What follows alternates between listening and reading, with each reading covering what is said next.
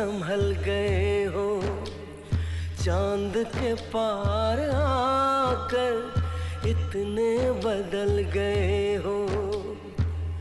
मुबारक। Hello guys, तो देख सकते हैं आए हैं हम सब वीडियो शूट पे। सारी है माई की थान है, बिना गोरहर खैले ही देख सकते हैं यहाँ पर। काम चीज एडिट करबे। देखिए हाय गाइस, तो गाइस हम लोग आज वीडियो शूट हाय गाइस, यहाँ डांसर मोहन, यहाँ इधर हाय गाइस। अनहार हो गए हमारे जैसा था। चला मर धन्य बने बोला